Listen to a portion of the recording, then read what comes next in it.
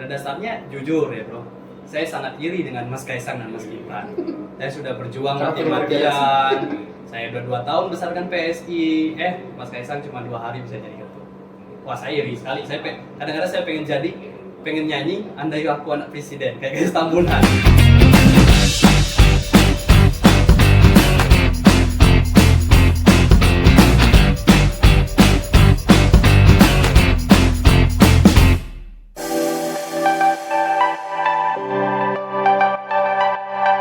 Jadi ya kita kan namanya berjuang ya. Saya kebetulan nggak ada baik orang tua, kakek atau jalur politiknya kan nggak ada. Saya dari keluarga itu kan saya merintis lah. Keluarga kami itu pada umumnya petani, berkebun, nggak ada yang politik atau bisnis itu nggak ada. Nah, justru saya lah yang pertama. Nah makanya karena perjuangan politik ini kita mulai dengan sulit, dengan susah, dengan keadaan apa adanya, ya tentu kalau ada halang rintangan di depan, ya itu hal yang wajar. Bahkan orang yang sudah punya privilege aja masih punya halangan di depannya. Apalagi kita yang orang biasa dari keluarga biasa, kita memahami betul bahwa pasti akan ada dinamika-dinamika atau tantangan-tantangan di depan. Dan apa yang terjadi barusan terkait PSI bagi kami yaitu salah satu tantangan yang mungkin itu akan berperan untuk membentuk kami menjadi suatu individu yang lebih baik lagi ke depannya. Karena ingat, tujuan kita berpolitik itu adalah untuk mengabdi dan bagaimana memperjuangkan kebaikan-kebaikan di masyarakat. Nasib banyak orang akan ada di pundak dan tangan kita. Nah tentu supaya kita bisa sampai ke tahap itu, supaya benar-benar bisa memperjuangkan hak orang lain, masyarakat, ya kita harus ditempa dulu. Kalau bahasa kita tuh tes kudai lah, itu kan. Kalau sampai gagal sekali lah, ceon, supaya ada tantangan dikit kita lah mundur, ya tentu kan tidak kuat itu, tidak semudah itu untuk memperjuangkan hak-hak masyarakat ke depannya. Makanya apa yang terjadi kemarin bagi kami itu adalah sebuah perjalanan kami untuk menuju apa yang kami idamkan ke depannya. Seperti itu.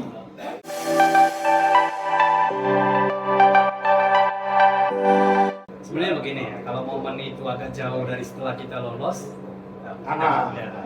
masalahnya kan itu kan tanggal 14 Desember, kita baru saja menyelesaikan perjuangan 2 tahun ini.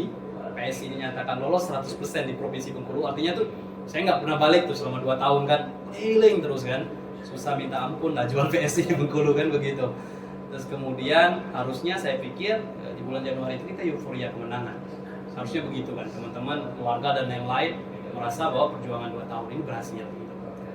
Tapi kan saya mengerti sih, kalau saya menjadi atasan PSI juga saya akan melakukan hal yang sama. PSI kan butuh kemenangan dan mereka butuh orang yang mampu, berpengalaman, jaringan, apalagi waktu sudah sangat pendek. Makanya ketika ada tawaran ada orang yang lebih berkompeten dibanding saya, ya mau nggak mau mereka meminta saya buat legowo lah, serahkan ini ke ini. Nah, tapi yang saya sebenarnya bisa aja terima, tapi saya nggak terima caranya aja sih, karena ada pertikaian internal yang diawali di situ. Kalau nggak diawali di situ, bagi saya jabatan nggak masalah sih, karena itu kan nggak menentukan apapun juga, digaji juga enggak dari situ kan.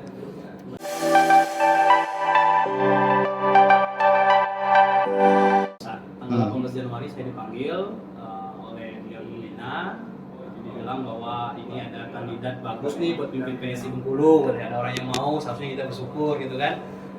Jadi saya diminta geser lah jadi wakil gitu kan. Nah saya bilang kok nggak sesuai. Digeser jadi wakil? Ya, tahu jadi pembina, diberi kesempatan lah pilihan itu kan.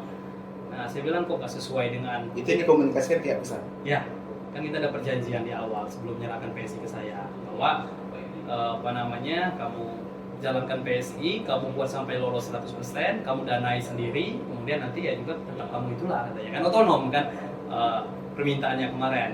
Tapi setelah saya melihat fakta seperti itu, ya saya bilang coba saya akan pikirkan dulu. Yang pasti saya menolak ini karena saya butuh dengan teman-teman ini kan restunya, keluarga dan lain-lain tahunya seperti itu. Nah besoknya saya ketemu lagi dengan ketua dewan pembina, saya tanyakan lagi tentang hal itu.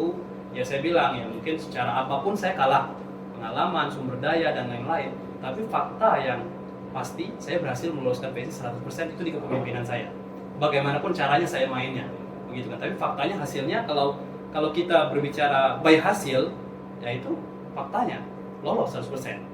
gimana pun cara saya melakukan itu kemarin kan. Nah, saya kira saya tidak memiliki bukan kekurangan ya, saya tidak memiliki hal yang diamanahkan kepada saya sudah saya lakukan, saya kira seperti itu kan. Dan kenapa harus dilakukan seperti ini? Kalau memang ada mereka ini mau bantu kan banyak jabatan lain dan lain-lain. Karena posisi ini kalau bagi saya nggak masalah ketua diganti dan lain-lain. Tapi masalahnya ini sudah terjadi konflik internal lebih dulu, yang mana setelah saya diganti otomatis orang-orang saya akan dihabisi. Saya tidak sanggup menyaksikan itu. Makanya saya menarik diri lebih dulu sebelum eksekusi itu dilakukan. Lebih ke itu aja sih, seperti itu. Ya kita nggak mungkin lah kita melihat orang-orang yang dulu kita janjikan, ayo Dedi kita berjuang 2 tahun lalu kan, nanti kalau PSI lolos kita bakalan gini. Nah faktanya setelah lolos ini akan dibunuh, dia udah menghabiskan apapun ini. Saya nggak sanggup melihat itu. Kalau saya sih nggak masalah seperti itu.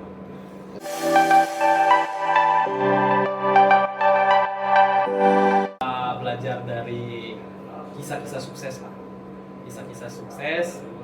Dulu kalau kita tahu Steve Jobs, ya, dia dipecat dulu dari Apple kan, baru masuk lagi. Bill Gates dia dibuang dulu, dia dulu di kampus baru masuk lagi.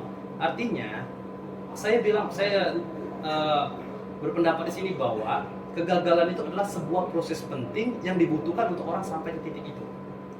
Artinya, saya kira Steve Jobs gak akan sesukses ini kalau dia gak dibuang dulu dari Apple. Bill Gates gak akan sesukses ini kalau dia gak DO dulu. Artinya apa? Ini juga mengambil peran dalam kehidupan. Nah makanya saya sangat meyakini bahwa saya mundur dari PSI ini akan mengambil peran penting yang mungkin saat ini belum bisa kita lihat, tapi mungkin 5-10 tahun ke depan kita bakalan lihat ini mengambil peran penting dalam kehidupan saya nanti. Seperti itu, Bang. Begitu, Bang.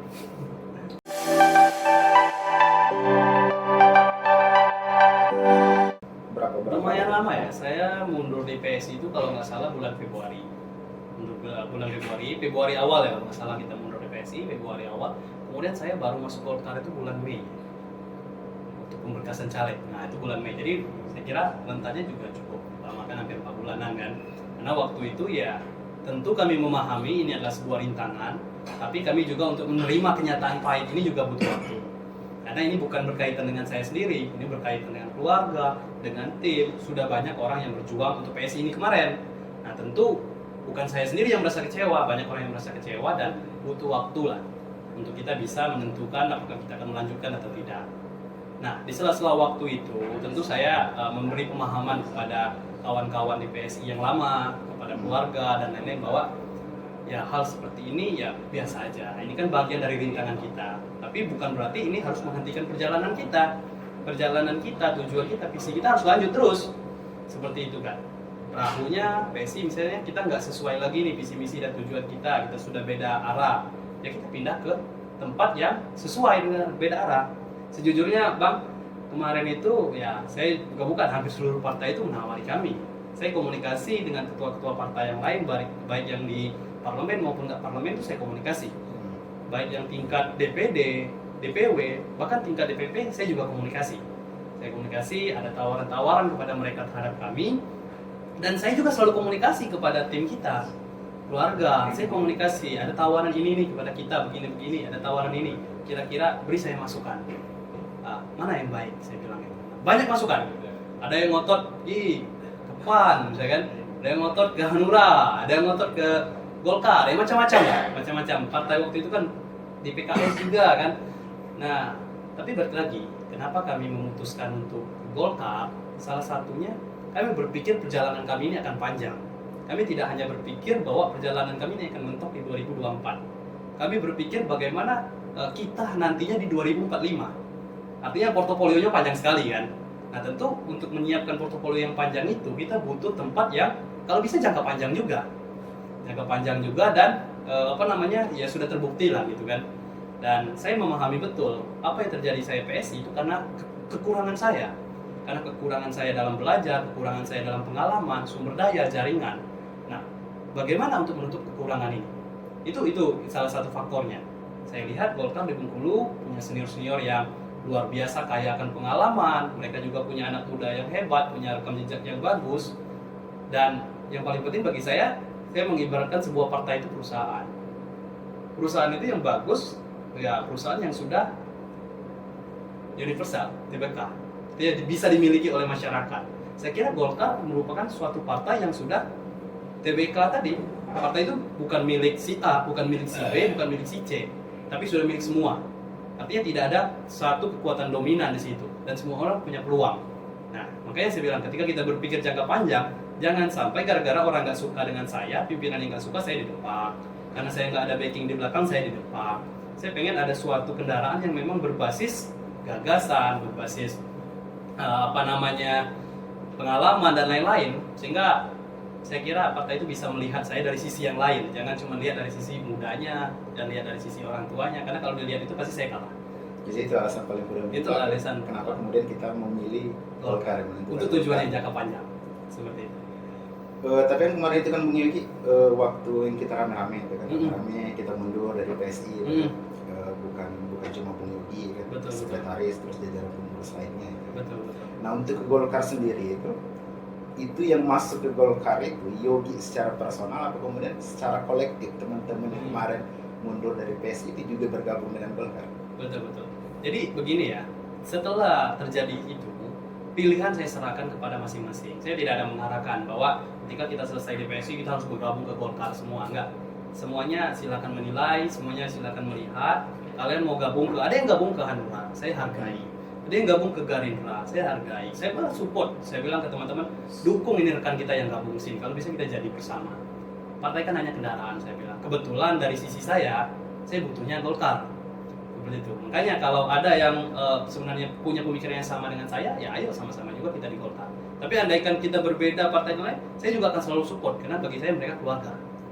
Ketika kami kumpul walaupun beda warna, beda cara, kami tetap berbicara tentang 2045. Kami bicara tentang berandai-andai 5-10 tahun ke depan ketika kekuatan kami disatukan dan kami butuh itu ke depan.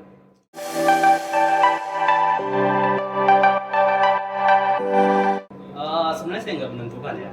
Saya waktu itu menyerahkan betul karena di sana kan ada senior-senior saya yang saya kira mereka punya pandangan yang jauh lebih luas dan lebih panjang dibanding saya kan.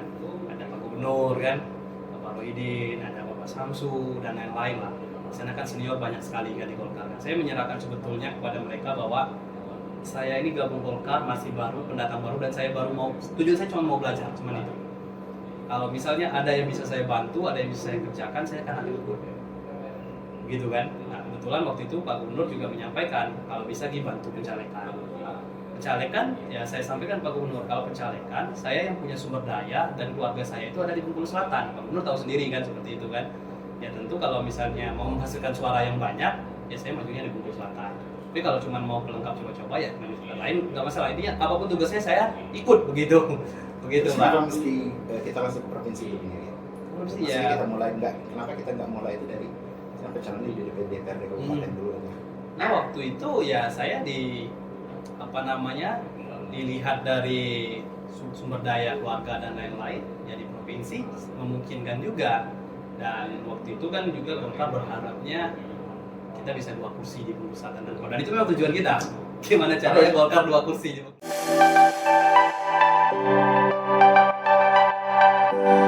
Ya saya tidak berencana mengalahkan ya. Saya bilang saya belajar, saya mengikuti arus saja. Dan apabila saya berharap beliau-beliau ini kan terpilih semua, bahkan punya karir yang lebih tinggi lagi ya. Saya berharapnya mungkin nanti Pak Sekjen mau jadi bupati lah atau Wansus juga mau jadi bupati dan lain-lain lah karena Golkar kan orangnya yang udah senior dan saya akan cukup sabar dalam mengantri. Bukan berarti sabar mengantri ini bukan berarti saya akan mengurangi perjuangan dan persaingan kami di lapangan. Tetap kalau bisa kami juga menang begitu kan. Tapi kami paham betul sumber daya kami, kekurangan pengalaman kami, jaringan. Makanya saya bilang saya akan sabar betul menanti kapan waktunya saya. Makanya mohon bimbing dan arahan saya terus begitu.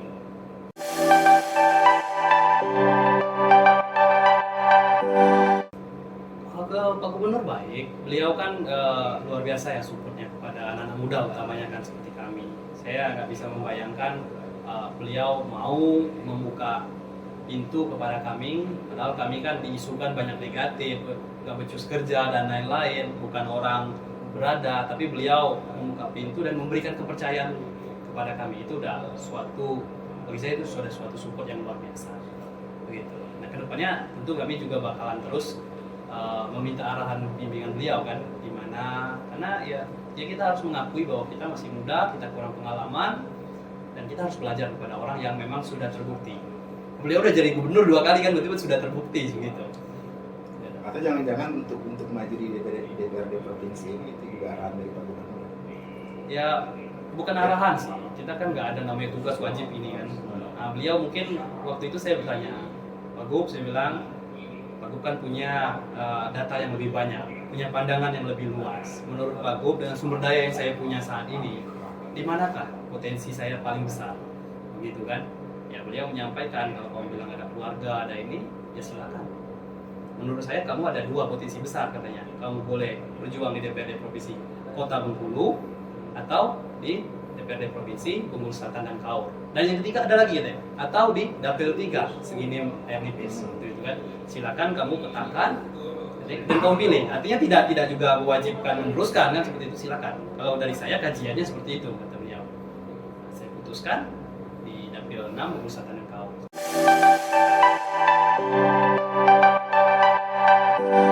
Ya sebenarnya bedanya relatif jauh ya. Karena waktu di PSI kan kami berjuang membangun. Otomatis kan semangat juang itu masih ada. Masih membangun sama-sama lah berjuang, ibaratnya kan itu kan. Jadi loyalitas perjuangan itu masih ada, semangat siang malam lah kerja gitu kan. Sedangkan di Golkar kita sudah terima jadi. Sudah ada ini. Ada kantornya, ada stafnya, sudah lengkap semua. Kita nggak perlu pusing kan. Cuma perlu cari suara. Artinya secara itu aja sudah beda. Nah tentu kalau cari suara kan kita udah mandiri lah, kerjasama mungkin nggak terlalu banyak lagi dibanding perjuangan saat PSI tadi seperti itu, karena mereka sudah punya konstituennya masing-masing. Kalau berbicara tentang kenyamanan dan genset, saya kira ya sama aja ya. Seperti itu, PSI bilang bahwa mereka relatif ke anak-anak muda. Saya kira Golkar malah jauh lebih terbuka. Saya kira senior-seniornya akan canggung, tertutup gitu kan, ternyata enggak juga. Mereka welcome sekali dengan anak muda, terus obrolan diskusi juga sangat menghargai pendapat anak muda. Ya, buktinya kita diberi kesempatan. Itu kan salah satu bukti faktanya kan. Sangat sulit sekali loh menjadi salah satu calon DPRD provinsi dari Partai Golkar. Nah, tapi kita diberi kesempatan. Artinya itu sudah membuktikan bahwa betapa welcome-nya mereka kepada anak-anak muda.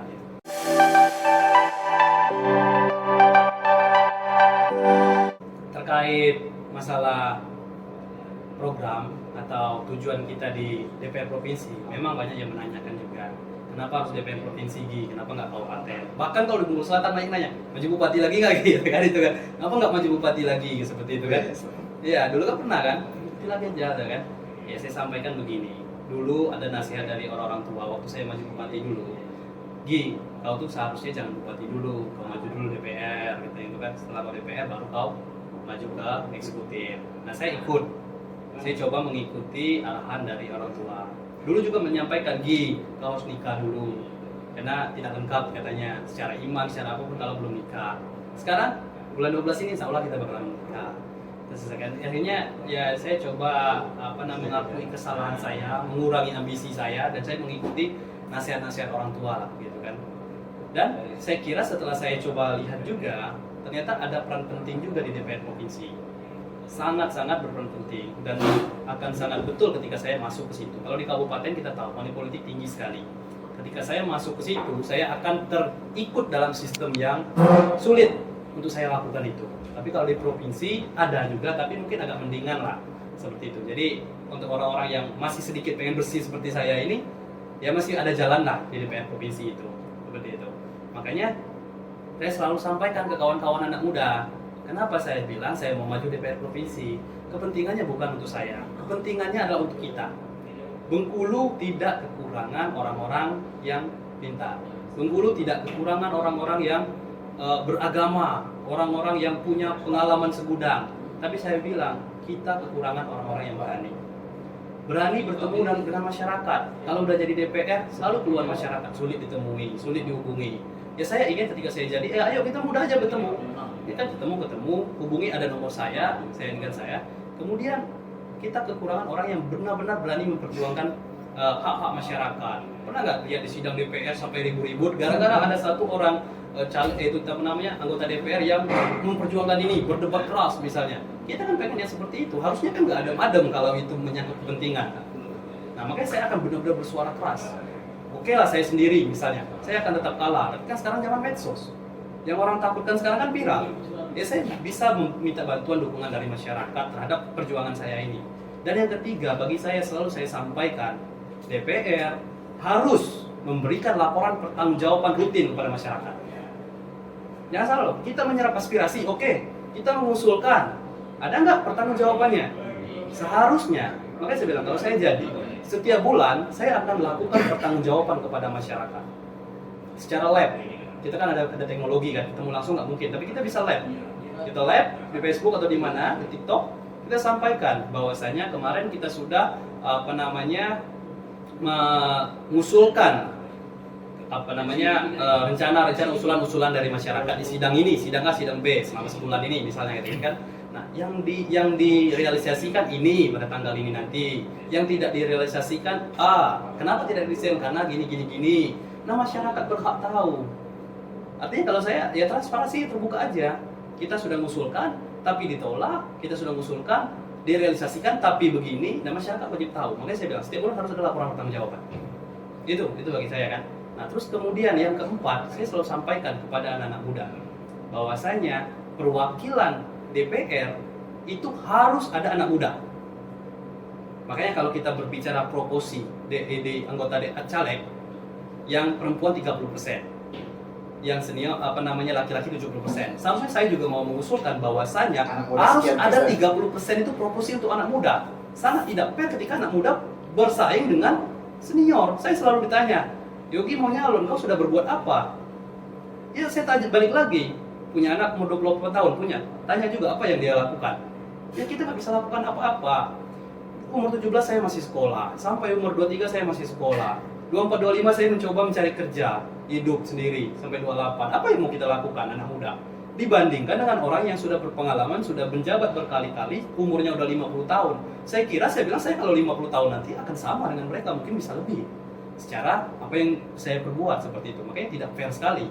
Saya sangat mengusulkan 30% di DPR itu harus diisi oleh anak muda. Karena begini bro, kalau kita berbicara anak muda, ya kalau nggak ada yang mengusulkan, nggak ada perwakilan anak muda, jadi siapa yang mengusulkan kepentingan anak muda?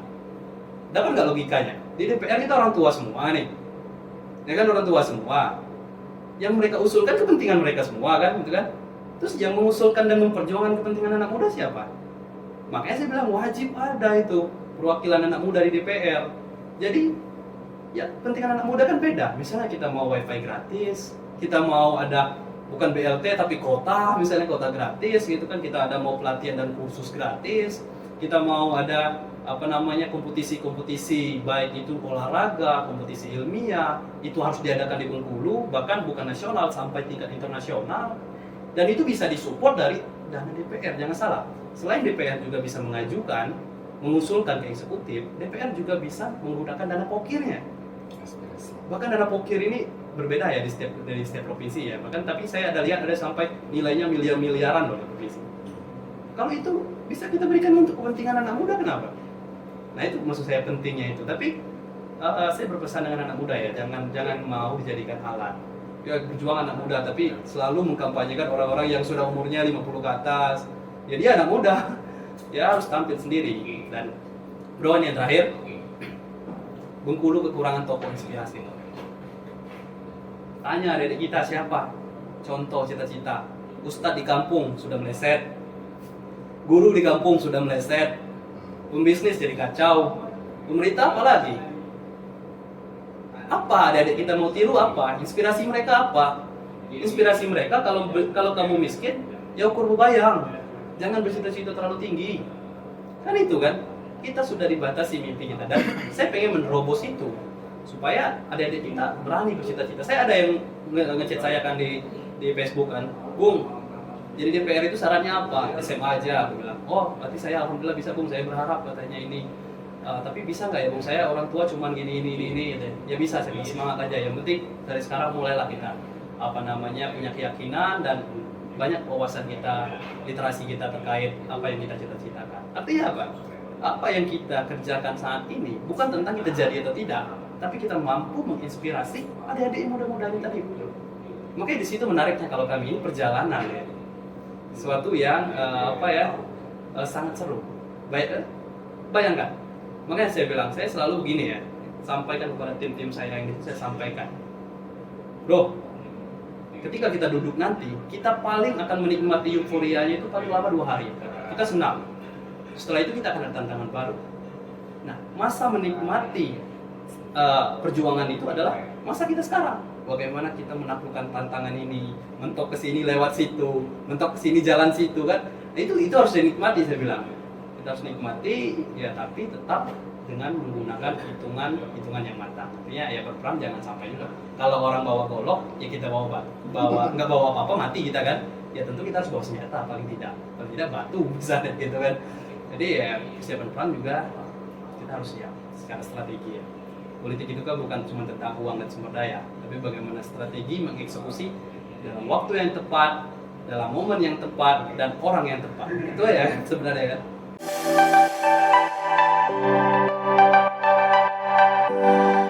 Jadi begini ya, menarik tentang apa yang terjadi beberapa hari dan minggu ini lah. Perpolitikan Indonesia seperti mendapatkan warna-warna baru. Saya ada 2 jawaban terkait pertanyaan ini, baik yang positif maupun negatif.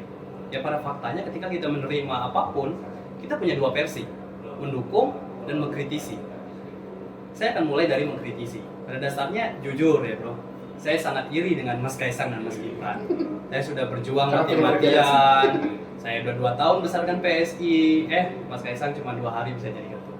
Wah, saya iri sekali. Kadang-kadang saya pengen nyanyi andai aku anak presiden kayak guys Tambunan kan gitu kan. Saya kadang-kadang pengen saya nyanyikan itu, tapi itu dari negatifnya saya. Perasaan iri orang kan selalu ada. Wah, andai aku anak presiden, ya saya yakin saya berani lah adu debat dengan Mas Kaisang atau Mas Gibran seperti itu kan, tentang apapun ya kita coba aja seperti itu. Ya kalau kita berbicara tentang gagasan dan kompetensi kita seperti itu kan. Tapi berbicara tentang peluang, saya nggak punya peluang seperti mereka. Mas Kaisang bisa ketemu 2 hari, Mas Gibran bisa jadi wapres, yang lain, dan itu privilege-nya mereka. Ya, di Golkar, Mas Gibran juga. Nah, dari sisi negatifnya tadi saya bilang, saya iri. Sebagai anak muda saya iri dengan alangkah mudanya mereka. Begitu kan, seperti itu kan. Saya iri, dan kemudian saya merasa agak kesal sedikit juga. Kok terlalu muda untuk mereka berangkat seperti itu, sedangkan saya udah mati-matian turun hujan deras, belum juga berhasil ibaratnya kan, malah kebuang begitu. Nah, tapi di sisi lain saya juga ada positifnya, kan kita harus berbicara, melihat sesuatu kejadian itu harus dari 2 sisi. Sesuatu yang terjadi itu pasti membawa berkah dan musibah juga kan, seperti itu kan. Ya, di sisi negatifnya tadi, saya sebagai anak muda, dan saya yakin banyak ini dialami oleh anak muda lain yang sedang berjuang, akan merasakan sedikit iri hati lah. Kok enak sekali jadi anak presiden, andai aku anak presiden juga. Tapi kalau ditanya, mau nggak kamu nanti kalau diubah takdir jadi anak presiden itu jadi anak ibu kamu, masih juga jadi balik jadi anak bapak aku kan, seperti itu. Nah kemudian yang positifnya, saya melihat Mas Gibran dan Mas Kaisang ini, mereka mewarnai politik kita dengan warna yang baru. Jadi kalau dulu cuma warnanya itu aja, sekarang sudah ada warna yang baru, dan itu mengagetkan banyak orang. Dan saya pikir ini merupakan transisi baru di politik. Politik kedepannya itu kan setiap 5 tahun akan bergeser, dan pergeseran ini sudah mulai dimulai. Yang mulainya mereka, dan dia punya kapasitas untuk memulainya mereka. Dan saya apresiasi ketika mereka berani memulai itu. Itu nggak mudah untuk Mas Kaisang maupun Mas Gibran. Saya tahu itu keputusan yang sangat sulit, yang mengorbankan status politik orang tua. Tapi karena kepentingan negara dan bangsa jauh di atas segalanya, mereka mau mengambil amanah dan tanggung jawab itu. Saya apresiasi luar biasa, dan saya kira ini menjadi pintu baru untuk kita anak muda. Ya jangan sekarang kita bicaranya 10-20 tahun ke depan. Mereka sudah memulai, kita mulai. Artinya ini dimulai tingkat nasional, nanti akan dimulai juga di tingkat daerah, tingkat provinsi, akan dimulai juga di tingkat kabupaten. Anak-anak muda akhirnya mulai berani dan mulai menjadi diri sendiri. Karena saya melihat mereka tetap apa adanya walaupun berpolitik kan, tetap beretika, santun, tapi tanpa meninggalkan identitas anak muda mereka, tanpa merubah mereka menjadi jadi orang tua lah gitu kan. Dan saya sangat senang seperti itu. Bagi saya politik itu ya kerja aja, identitas kita tetap harus seperti biasanya. Jadi mau jadi DPR nggak jadi DPR, atau jadi pejabat, aktivitas sehari-hari akan seperti itulah. Jangan ada perubahan. Gitu.